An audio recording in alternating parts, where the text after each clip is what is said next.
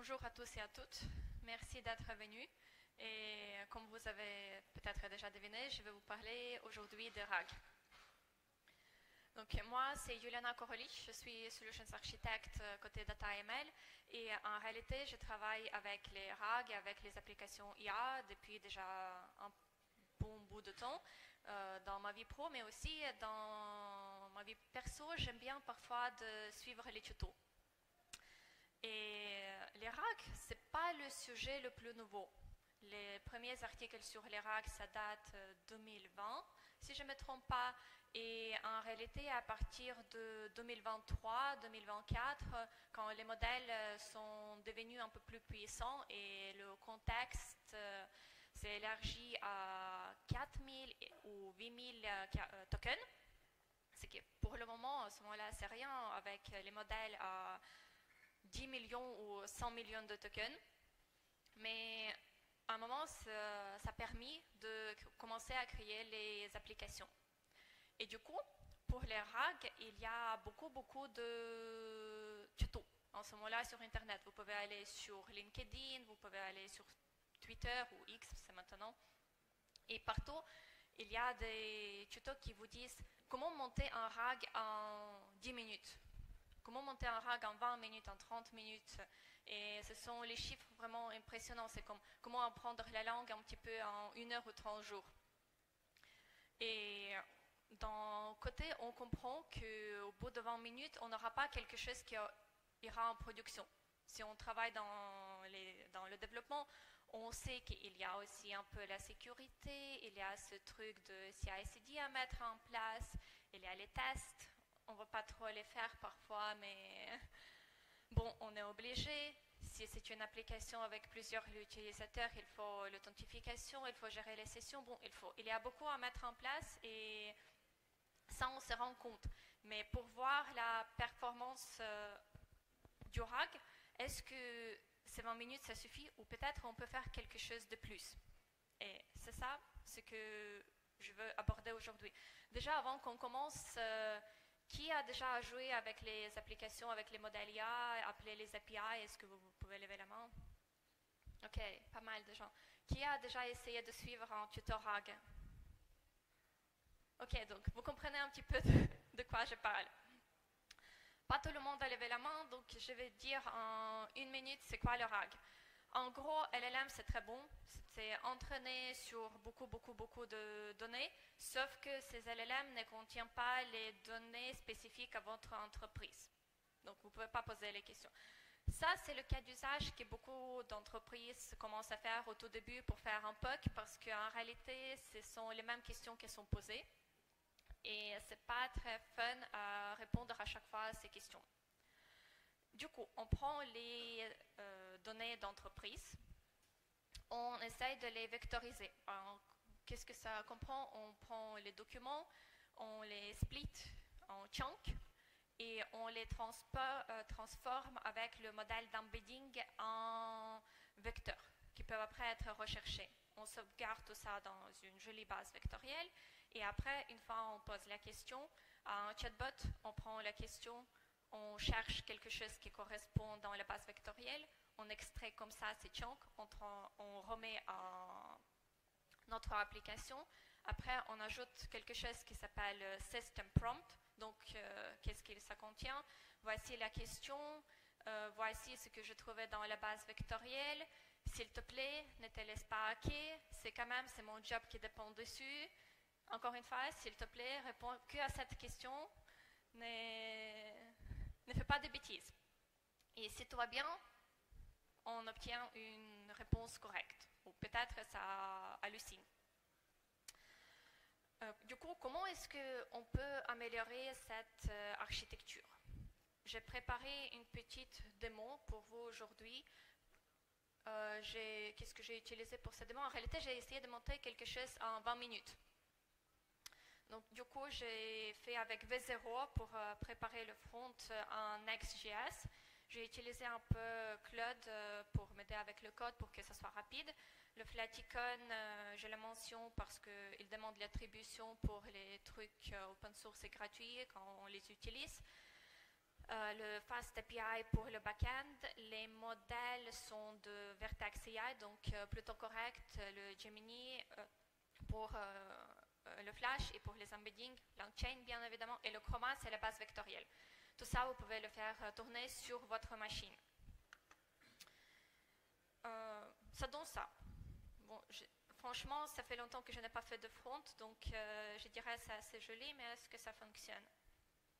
Salutations, explorateurs de l'imaginaire. Que désires-tu découvrir aujourd'hui? Bon, moi, je désire de voir si ça fonctionne. Donc, posons une petite question. Okay. Je suis en anglais, je vais switcher en français. Quel est le nom du capitaine du Nautilus? J'ai utilisé 2 bouquins de Jules Verne, 20 milieux sous les mers et Le voyage au centre de la Terre pour faire ces démos. Du coup, est-ce que ça va me répondre? Quel est le nom? On va voir, ça fait les recherches dans la base vectorielle et si tout va bien. Ok, c'est nom des mots. Ok, ça c'est pas mal. On va aussi vérifier si ça a l'accès à l'autre bouquin. Bon, c'est facile de poser quel est le nom du guide islandais dans le voyage au centre de la Terre. En réalité, je suis nulle avec les noms, donc vous pouvez me dire si c'est correct ou pas. Hans. Bon, ça a l'air d'être correct. Là, je vais vous poser une question. Déjà, est-ce que vous pensez que c'est un bon cas d'usage pour un RAG? Vous pouvez lever la main. En réalité, je suis nulle avec les prénoms et les visages, donc je ne vais pas vous taper par la suite. Est-ce que c'est peut-être pas un bon cas d'usage? Qui pense que c'est pas un bon cas d'usage? Ok, 1, 2, ok, c'est bien. Parce qu'en réalité, oui, vous avez raison. Vu que les modèles sont entraînés sur tout ce qu'ils trouvent sur Internet, il y a même là les cas où c'était entraîné sur les livres piratés, il est très fort probable que les bouquins de Jules Verne qui sont dans le domaine public ont été utilisés pour l'entraînement. Donc c'est déjà présent dans les LLM. Sauf qu'un petit problème, malheureusement, ma boîte n'est pas très chaud pour que j'utilise les données perso pour les démos en conférence, donc je me débrouille. Je ne veux pas trop perdre mon job, ça va me permettre de faire ces conférences, donc voilà. Mais en réalité, j'ai testé, j'ai vérifié quels sont les chunks récupérés, donc ça fonctionne plutôt comme le RAG pour le moment. Mais ça pose une bonne question par la suite. Est-ce qu'on doit à chaque fois utiliser le RAG?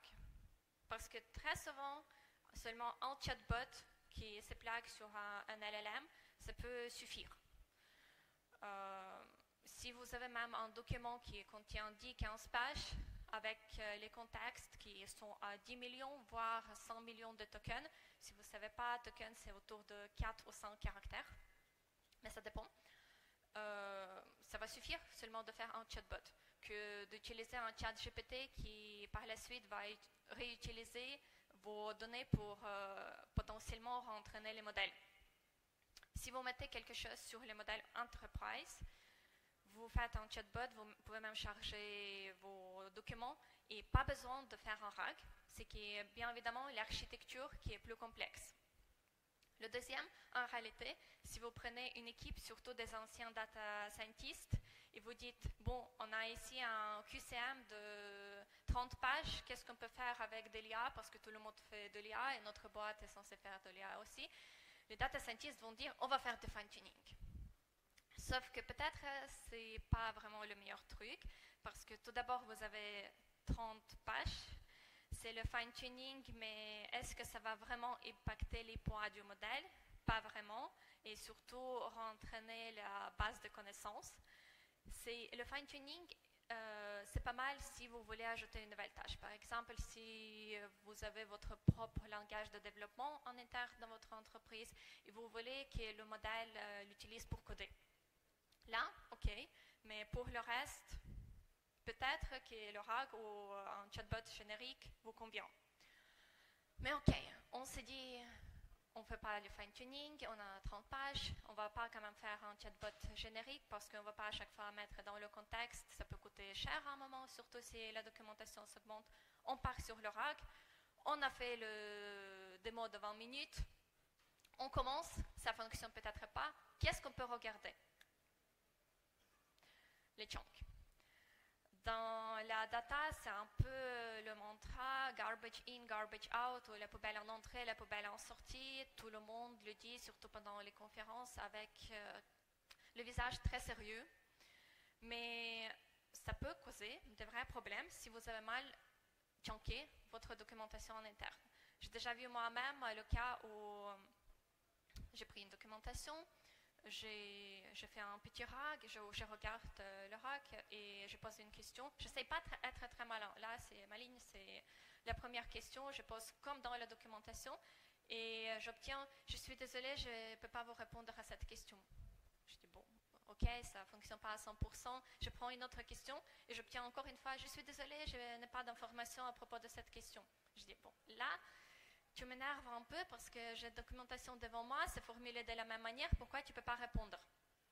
Et en réalité, c'était mal chunké et finalement, ça n'arrivait pas à répondre. Un petit truc, une petite transformation, quelques lignes de code au niveau des chunks et ça commence déjà à avoir la performance beaucoup meilleure et répondre pas à une question sur 5, mais plutôt 4 sur 5. Du coup, oui, le premier truc que je vais inclure ici, mais vous voyez directement que ce n'est pas terrible, c'est le fixed length. Ça provient encore peut-être de modèles quand on travaillait avec NLP. Il y a les gens qui le citent, je ne sais pas pourquoi, je l'ai vu dans 2 tutos en réalité. C'est un peu bête parce que ça prend plus de temps, plus de lignes de code à coder que d'utiliser les chunkers qui sont déjà présents dans LangChain ou LamaIndex. Donc ça, on va oublier, vous voyez pourquoi c'est pas bon, ça coupe au milieu de mots, ça fait n'importe quoi. Le sliding window, c'est pas que pour le fixed length, mais en réalité, on réutilise certaines parties dans plusieurs chunks. Mais vous pouvez utiliser cette technique de sliding window avec plusieurs d'autres techniques de chunking. Là, ça commence à être intéressant parce qu'on commence à réfléchir par phrase. Donc, peut-être, dans certains cas, ça va même vous convenir. Encore une fois, le QCM, par phrase de découper, ça peut servir à quelque chose. Si vous ne voulez pas par phrase, la même technique, ça commence avec les paragraphes. Ça, j'ai déjà vu utiliser et ça donne les résultats plutôt corrects. C'est facile à le faire et vous ne prenez pas la tête de comment est-ce que vous découpez. Pour ça, il faut vraiment voir la documentation. Et il faut voir quels sont les types de questions posées par les utilisateurs et comment est-ce que ça sera utilisé. Ce qui est bien aimé par beaucoup de développeurs, ingénieurs IA, c'est le récursif. Parce que ça permet de découper en fonction de la taille un petit peu, mais ça découpe tout d'abord par exemple les chapitres, après les paragraphes, après s'il y a besoin ça peut découper même les phrases. Donc si vous avez des phrases, des paragraphes qui sont très longues, ça ne va pas le mettre dans le même paragraphe, ça ne va pas le mettre dans le même chunk, mais pourtant ça ne va pas faire trop n'importe quoi non plus si ça découpe au milieu ou… Ici, j'ai choisi pour démontrer la taille assez petite, mais vous voyez que parfois, on termine ici à la fin de la phrase. Donc, on n'a même pas besoin de réutiliser avec le sliding window dans la phrase suivante. Après, c'est paramétrable. Context enriched. Ça, c'est très intéressant parce qu'on peut ajouter déjà les informations à propos de chunk précédent, mais le plus intéressant, c'est métadonnées. Imaginez, j'ai posé tout à l'heure la question quel est le nom du guide islandais dans le voyage au centre de la Terre? Est-ce que vous pensez que dans le texte, à chaque fois, on va voir le nom du livre? Et si on a beaucoup de livres, ou si on a fait un RAG sur les offres, on va en avoir beaucoup d'offres. À chaque fois, ça peut répéter les mêmes choses. Et la possibilité de filtrer sur les métadonnées, ça va être très utile pour pouvoir différencier entre les documents et entre les informations qui sont assez similaires. Là, on arrive à quelque chose qui tout le monde adore, c'est le semantic chunking. Ça devient intéressant parce qu'on commence à utiliser les modèles. Le semantic chunking, c'était popularisé par Greg Cameron. Et dans LlamaIndex, et je crois que dans LangChain, il y a même le code qui est utilisé, qui vient de son notebook, et il y a l'attribution, c'est le code récupéré de son notebook. Comment ça fonctionne? Ici, on essaye vraiment de trouver l'endroit parfait pour découper notre texte. On essaye de splitter un petit bout de texte, le texte complet, et après, on essaye de le merger et comparer un bout à côté. Donc, bien évidemment, les distances vont être différentes, et à un moment, on va avoir vraiment un outlier. Et c'est sur ces outliers qu'on va découper. Sur le texte, ici c'est long, donc je vous déconseille de le lire et de comprendre pourquoi c'est découpé de cette manière, mais imaginez, vous avez un texte, j'aime bien les chats, j'aime bien les chiens, j'aime bien les hamsters, je pars demain au voyage de 2 semaines en Suède. Vous voyez très bien qu'il y a déjà les 2 premières phrases, j'aime bien les chats, j'aime bien les chiens. Il n'y aura pas une telle différence entre les phrases de distance, mais tout de suite, la différence quand vous commencez à parler de votre voyage, ça sera beaucoup plus grand parce que sur l'espace d'embedding, et donc ça peut être un bon moment de le découper. Après, c'est assez relatif. Dans cet exemple, c'est un bon cas, mais peut-être vous avez un long texte et il y aura des autres outliers, et ici, ça sera plutôt similaire si par exemple vous ajoutez une autre langue ou quelque chose de plus. Mais c'est quelque chose qui est assez intéressant et ça vous laisse plus de liberté, surtout si vous ne savez pas à 100% sur quel type de données vous travaillez. Si vous savez que vos données sont découpables en paragraphes, faites-le. En réalité, il ne faut pas réinventer la roue parce que, surtout quand on ajoute un LLM, on ajoute un autre niveau où on ne va pas savoir pourquoi ça se passe comme ça. C'est toujours un peu un black box, ce qu'on utilise. Et là, pour débugger, ça sera beaucoup plus compliqué. Si vous découpez par paragraphe ou comme ici, le récursif, ce sera plus facile à trouver où il y a de problèmes après avoir regardé les données. Avec le sémantique, déjà, ça peut causer un peu plus de soucis. OK. LLM chunking, c'est un autre truc qui est bien aimé. On demande à LLM de découper notre texte. Donc déjà, on voit qu'on perd un petit peu à l'écriture, à ce qu'il y avait au tout début. Ça commence à reformuler. C'est pas mal dans le cas si, par exemple, on utilise beaucoup par la suite il, elle, aussi on dit seulement l'offre sans mentionner quelle offre est utilisée. Sauf que, encore une fois, si vous découpez, imaginez vous découpez 50 pages, 100 pages, et il y a un souci. Et ce sera beaucoup plus compliqué de trouver dans la base vectorielle où il y a le souci, parce qu'une fois, LLM a halluciné et ajouté des problèmes directement au niveau de votre base de connaissances.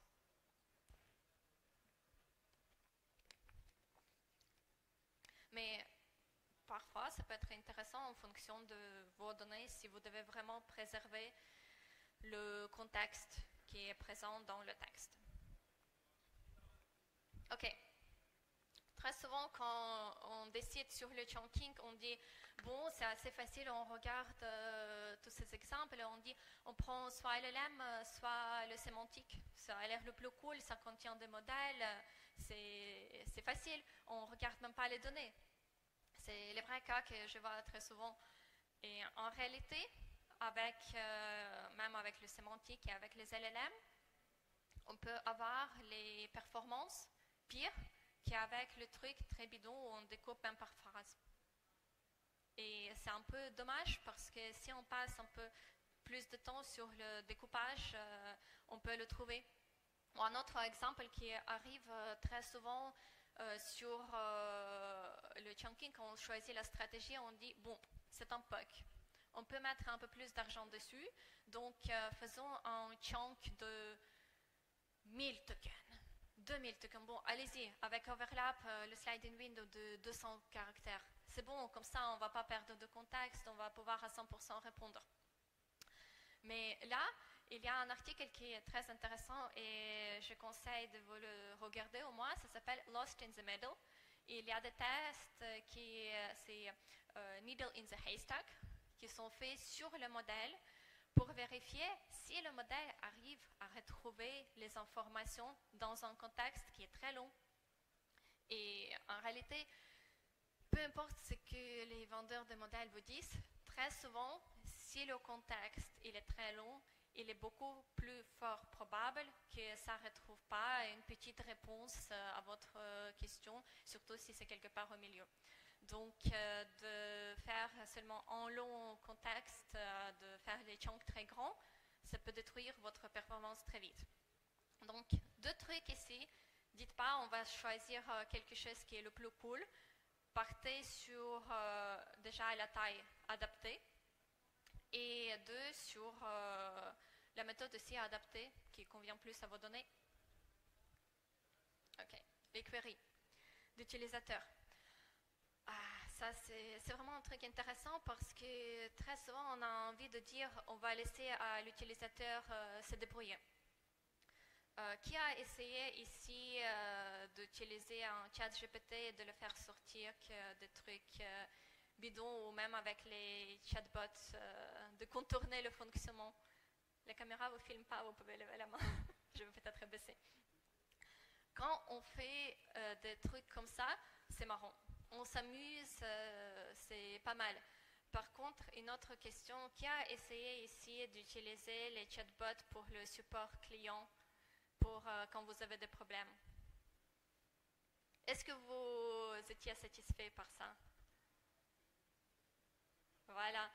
Et à ce moment-là, quand on a un problème, on est beaucoup moins chaud d'essayer de contourner et de trouver un prompt qui fonctionne. Même moi, une fois, il y a 2 mois, j'avais un problème, je devais récupérer un colis, je ne réussissais pas, j'essaie de les contacter. Le seul moyen, c'est le chatbot. Bon, j'ai dit OK, j'essaie de récupérer mon colis, j'arrive pas à l'envoyer vers le point relais, qu'est-ce que je fais? Bon, pour nous contacter, vous êtes destinataire ou expéditeur? Je dis destinataire. OK, qu'est-ce que vous voulez faire? OK, ça ne sauvegarde pas l'historique. Je suis destinataire, je vais récupérer mon colis, comment est-ce que je peux vous contacter? Vous voulez nous contacter comment? Par téléphone? Le seul cas, oui, par téléphone. Comment est-ce que vous voulez nous contacter? Bon. Là, je dis quand même, c'est mon job, je vais le faire, je fais le prompt. Comment je suis destinataire, j'essaie de récupérer mon colis, je vais vous contacter. Comment est-ce que je peux vous contacter? Vous pouvez nous contacter par téléphone. Téléphone, c'est que pour les expéditeurs. Bon. En réalité, j'ai passé 15 minutes. J'ai trouvé finalement le numéro par une amie qui a déjà les a contactés. Je me suis dit, je vais faire un effort pour ne plus jamais l'utiliser, ce service. Et c'est la même chose ici. Si vous ne voulez pas perdre les clients, très souvent, il est plus facile de vous adapter. Mais du coup, comment est-ce que vous pouvez vous adapter? Hide. Ça, c'est quelque chose qui ne fonctionne pas que pour les RAG, mais ça aide à récupérer les données. Très souvent, quand on pose une question, disons, on est là, quel est le nom du capitaine du Nautilus? Dans la base vectorielle, il n'y aura pas vraiment de cette formulation. Il y aura plutôt une mention, le capitaine du Nautilus était quelqu'un. Du coup, avec le hide, on demande à un LLM qui ne va pas connaître la réponse à notre question d'imaginer la réponse à notre question. Et après, on passe cette réponse à la base vectorielle.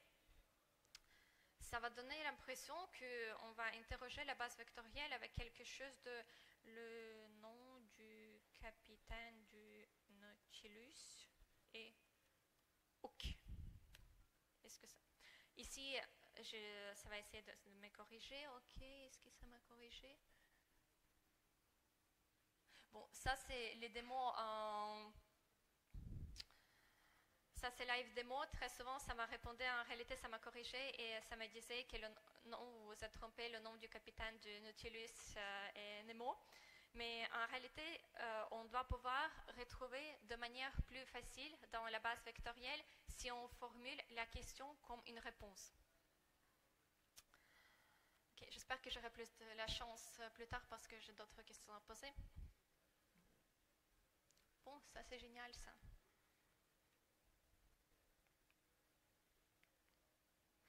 Ok, on n'a pas de slide ici. Je suis vraiment désolée, je ne sais pas qu'est-ce qui se passe. Query decomposition. Imaginez, on pose une question vraiment compliquée. Ok, on va tester la deuxième fois. Je n'ai vraiment pas de la chance là, mais on croise les doigts, s'il vous plaît. Comment les protagonistes, le capitaine, on va faire le professeur Lidenbrock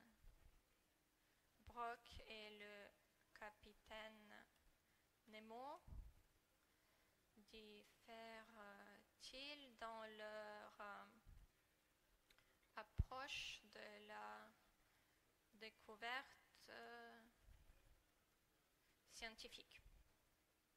Donc déjà, on mentionne les personnages qui proviennent de 2 livres différents, de 20 milieux sous les mers et du voyage au centre de la Terre.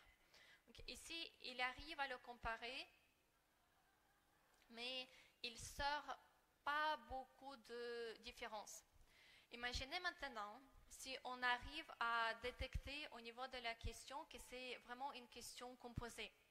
Et on demande à un LLM de transformer cette question à 2 questions ou à 3 questions autant qu'il en faut pour faire les recherches au niveau de la base vectorielle et après pour générer les réponses intermédiaires. Qu'est-ce que ça va ressembler? C'est quelle est l'approche de la découverte scientifique du capitaine Nemo. Donc, dans notre cas, un LLM censé déconstruire en 2 questions pour capitaine Nemo et pour le capitaine Lidenbrock, extraire les chunks de la base vectorielle séparément, ce qui sera aussi beaucoup plus facile parce que le chunk ne va pas contenir l'information qui répond à plusieurs questions en même temps. Et après, on passe ce résultat à un autre LLM, encore une fois, et on demande ici déjà de merger et de répondre à notre question initiale. Ici, ça fait un peu trop la lycéenne qui prépare le truc la veille du test, mais pour l'entreprise, ça peut aussi être sur les offres, sur votre module de développement si vous voulez comparer quelque chose et avoir des résultats.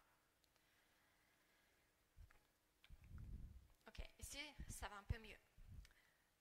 On va à l'inverse. Très souvent, on peut poser la question, mais peut-être que dans le texte, ça ne sera pas formulé de la même manière. Techniquement, l'embedding, ça sert à retrouver les choses qui sont assez similaires.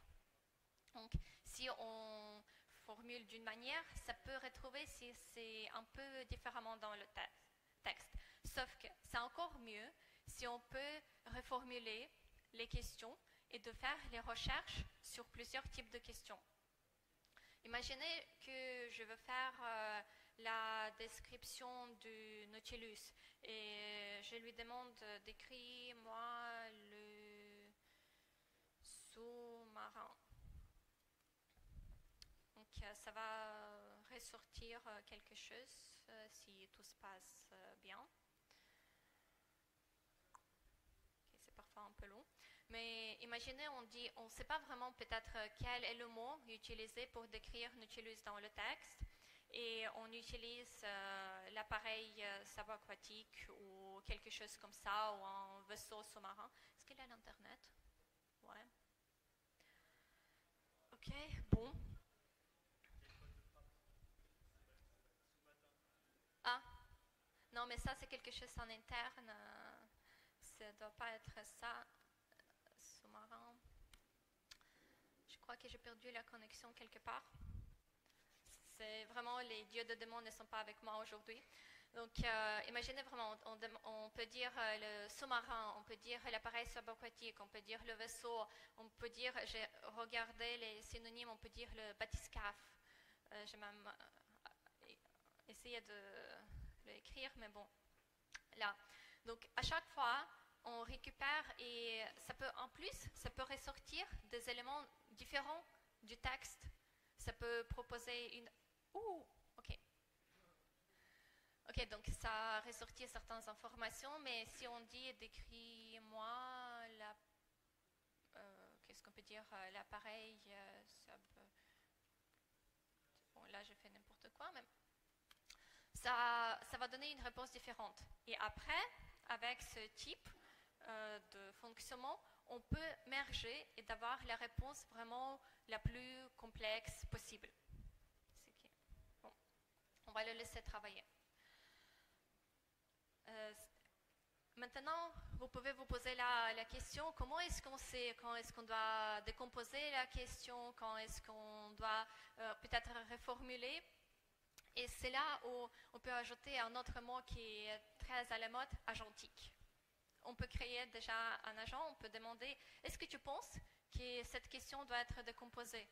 Ou est-ce que tu peux me proposer plusieurs versions? Et après, si c'est le cas, on va traiter différemment notre requête et proposer les réponses. Ça, c'est déjà présent dans le LangGraph. Il y a déjà plein de frameworks agentiques qui permettent d'ajouter ces tout petits agents en amont pour nous aider à choisir comment préprocesser les données. Ok, on pense sur le truc que tout le monde adore, c'est l'évaluation. Et avant qu'on me dise, attends, tu dis que ce n'est pas vraiment le truc de la production, donc pourquoi on a besoin de tester? Imaginez, vous faites votre RAG et ça vous répond pas à votre question, ou encore pire, ça répond à votre question mais de manière incorrecte. Où est-ce que vous cherchez le problème? J'ai déjà abordé la question de chunking. On peut aussi, au niveau de la base vectorielle, peut-être que la taille du chunk n'est pas bon, peut-être au niveau de la base vectorielle, on ne récupère pas suffisamment de chunk, ou je dis quelque chose à propos de Lost in the Middle, peut-être on récupère un peu trop de chunk. Encore, ça peut être aussi le modèle LLM qui est en train d'halluciner. On s'en souvient, les gens qu'ils ont fait, il y a des top P, top K, il y a la température, il y a beaucoup de paramètres en réalité, et moi j'ai plus de doigts. Du coup, il nous faut vraiment retrouver un élément où ça casse. Et du coup, vous pouvez faire les évaluations parfois même à la main. C'est pas très grave.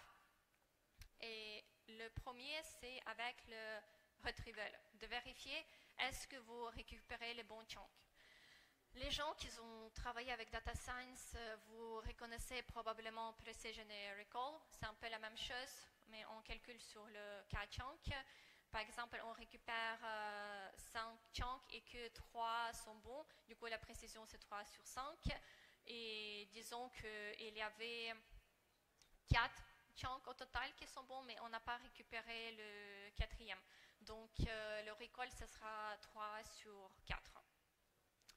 Après, on a... Et ça, vous pouvez le faire très facilement à la main. Quand moi, je fais les RAG, j'essaye d'afficher les chunks récupérés qui servent pour répondre à la question et les distances, et de vérifier en réalité est-ce que je récupère suffisamment d'informations. Ça ne prend pas beaucoup de temps. Après, on part sur les mean average precision et mean reciprocal rank. c'est la moyenne de précision, et l'autre c'est pour voir à quel moment on récupère le bon chunk. Par exemple, dans une requête, on a récupéré le bon premier chunk, était à la position 2, et dans une autre requête, c'était à la position 5. Donc sur deux requêtes, c'est 1 sur 2 plus 1 sur 5 moyennant. Vous pouvez très facilement le faire sur une feuille de papier, pas vraiment même besoin d'automatiser pour les CI/CD. Après, il y a des dizaines et des dizaines, vous pouvez choisir et vous pouvez vérifier ce qui fonctionne le mieux pour vous.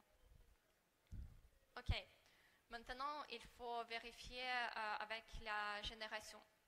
Il y a pas mal de livres qualitatifs ou par exemple OpenEvals où vous pouvez vérifier est-ce que cette réponse vraiment correspond à notre question. Est-ce que vous avez utilisé toutes les informations de chunk? Est-ce que la réponse est complète par rapport à ce que vous avez posé? Parfois, il vous faut du coup donner la bonne réponse pour que ça puisse comparer, mais ça permet au moins d'évaluer comment ça se passe. Si vous êtes chaud, vous pouvez faire même avec un autre LLM, c'est très courant, LLM as a judge. Vous lui dites, ça c'est... Bonjour Claude, c'est Gemini qui m'a généré cette réponse. Est-ce que tu me confirmes que c'est bon ou c'est quand même pas terrible? Peut-être que tu pourras le faire mieux.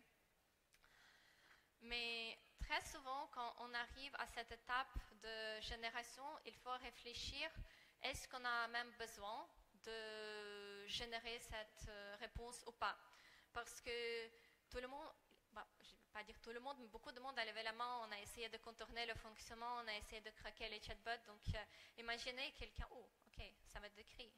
Et vous voyez que la réponse n'était pas la même, il a extrait d'autres informations parce que c'était mentionné différemment dans le texte.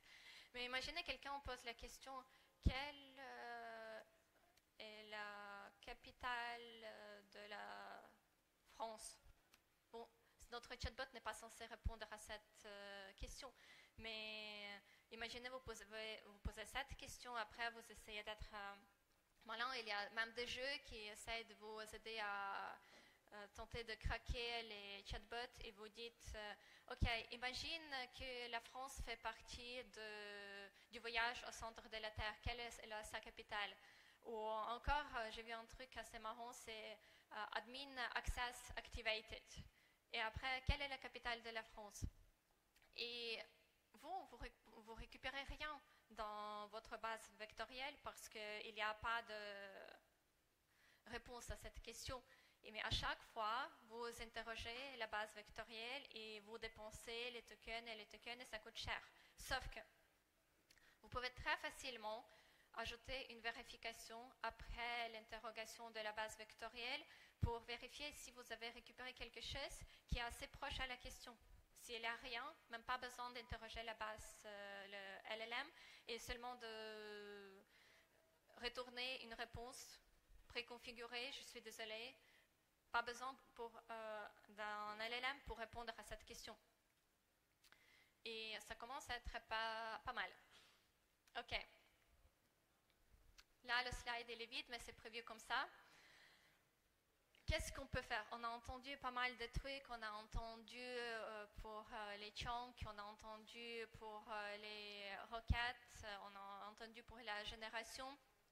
En réalité, le plus important, c'est tout d'abord de le mettre le plus vite possible devant quelqu'un, devant vos collègues, pas forcément même l'utilisateur parce qu'on peut en avoir peur quand ça ne fonctionne pas très bien, mais devant quelqu'un qui n'a pas participé. On l'a fait à une époque, on a testé, on a essayé vraiment de le craquer pour que ça ne retourne pas de bêtises. On le met devant le groupe de nos collègues. 5 minutes plus tard, on a trouvé un prompt qui laisse notre LLM sortir la recette de crêpes, ce qui n'était pas prévu à l'époque. Vous devez aussi commencer à vous poser la question, qu'est-ce qui est prioritaire pour la demande? Parce que, encore une fois, on a beaucoup de techniques. Quand j'ai regardé les techniques pour le RAG, même il y a un an, il y avait déjà une vingtaine ou une trentaine. Mais du coup, est-ce qu'on met tout dès le début en place ou qu'est-ce qu'on essaye de choisir. Ou encore un autre truc. Là, j'ai décidé de préparer, et ça c'est en 20 minutes, le site avec V0 pour coder, parce que ma version précédente, c'était ça. Le backend, c'est exactement le même. Quel est le nom du capitaine du Nautilus? Vous pouvez voir que ça fonctionne exactement de la même manière, mais on essaie de peut-être se concentrer sur le front. Est-ce que ça c'est important ou pas pour le TOC? On ne sait pas, mais c'est le choix en réalité. Ok, ça répond. C'est le choix à prendre. Donc, deux choses à retenir. Un, quelles sont vos priorités? Et deux, en mettant devant les utilisateurs au plus vite possible pour voir comment ils posent les questions, comment il faut générer la réponse et qu'est-ce qu'on peut peut-être améliorer. On verra, ça se trouve que beaucoup de gens posent les questions complexes et du coup on va devoir ajouter vraiment pour décomposer notre question. Ou peut-être ce n'est pas du tout utilisé, on a passé une semaine de plus pour ajouter quelque chose avec agentique en plus et personne ne va le faire. Ah, ok. C'est mieux comme ça. Donc, je laisse quelques minutes pour les questions. Merci de votre attention. Et si vous voulez, il y a un QR code pour laisser votre avis sur ce talk. Merci.